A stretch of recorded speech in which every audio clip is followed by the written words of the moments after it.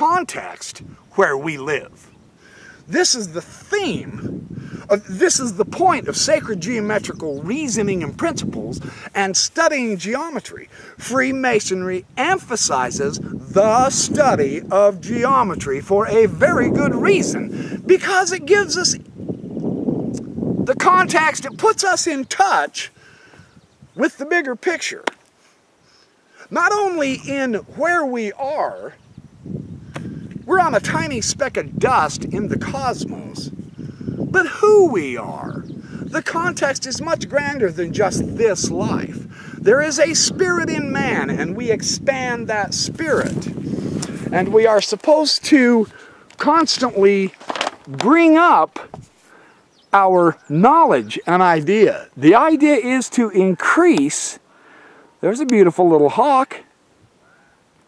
That's probably what the crows are so upset about. The hawk wants some breakfast too. They're squawking. There's a beautiful little hawk. It's been a good bird watching day today. Our context is a greater context than just this life and just mortality. We are a part and parcel of the cosmos, and this is one of the themes that the Tetractys taught the ancients as well. And so we want to keep this context of a greater universal meaning, but also a greater universal good. Expansion is the theme. Ascension is the theme.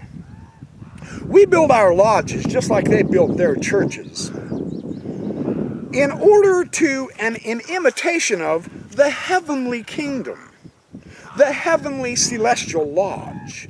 We have the ascension theme within Freemasonry, in our very lodges, in our very philosophy, and in the nature of the geometry of sacred shape. The Tetractys is an upward pointing triangle, representing fire to the ancients because the fire elevates. The downward pointing triangle represents water, water coming from heaven. And you intermingle the fire with the water, and what do you get? Creation. The Hebrew context in the volume of the sacred law, one of them in Freemasonry, the Bible, for we Christians, is the intermixing of the water and the fire is indicated by the very name of heaven. It's the Hashamayim. And that Hebrew word, the Hashamayim, the heavens. Hashamayim ve'et ha'aretz, the heavens and the earth. The theme is the combination of fire and water. The union of opposites in order to make reality. I mean, it's a fantastic theme. It's really quite fun and interesting. But these are things we can ponder as Freemasons. The importance of shape. Just open your eyes and look around. You can see it on every sign we have on our streets. You can come out into Mother Nature and see the beauties of the world and the wonder of the shapes of the flower petals, the stalks of plants, the grasses, the bushes, the brushes, the trees. I mean, it's absolutely everywhere. The shapes of the mountains, those are fractal shapes. If you think I'm kidding, just check this out. Have you ever studied fractals, crystals, things like that? The idea of shape. Look at the fractalization on that cliff. That's geometry. That's sacred geometry. That gives us an idea. Notice its risings, you know. It's interesting how nature can teach us. The book of nature, and we are taught that as Freemasons without question. It's a beautiful concept. See those lovely trees?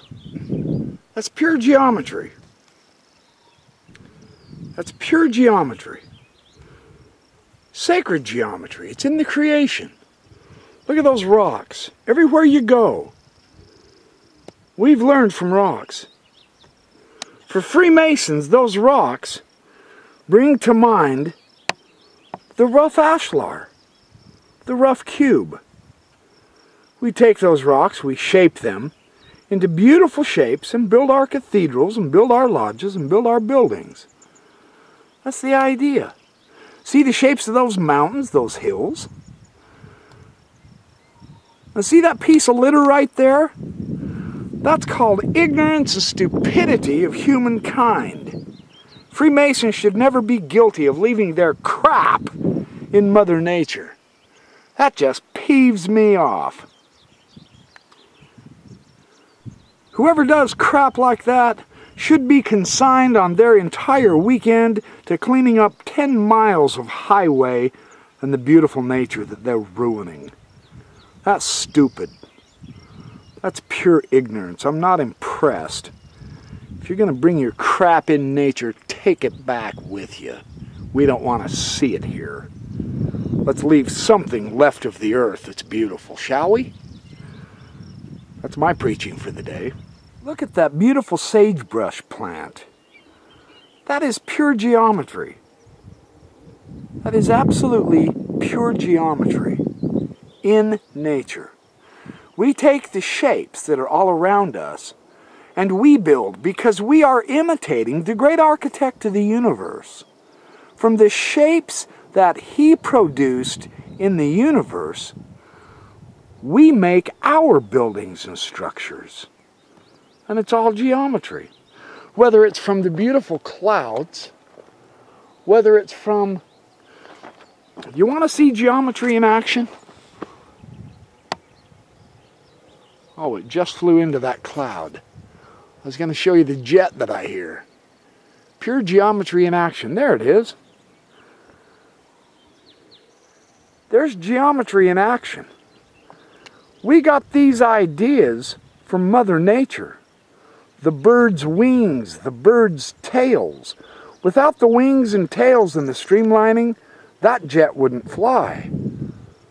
Hundreds of tons of metal flying through the air because we first studied the geometry of birds and flight. You thought I was going to leave that piece of crap up there on that hill, didn't you? Nope, it'll give me a chance to take a quick little hike and go clean up a little bit of Mother Nature. That is pure ignorance. That's stupid that people will leave crap like that out. Look at all the junk. Look at the junk. There's beauty for you.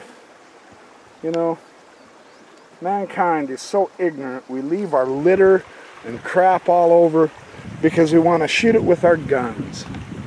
So what we do is we come out here and we completely destroy Mother Nature. We leave our mark on the world, and it's a very negative mark.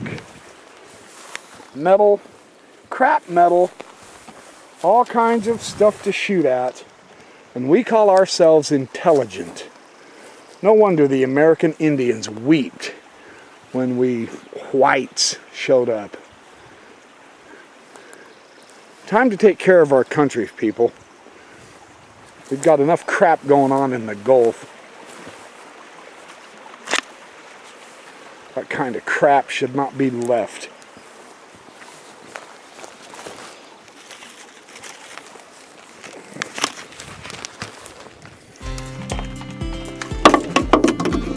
Now see, is that so hard to do? To take your crap with you?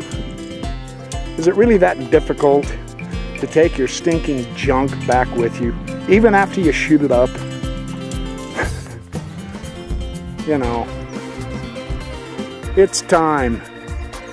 With the disaster in the Gulf of Mexico and the oil, and with all the litter that goes on, it's time to learn to love our planet again.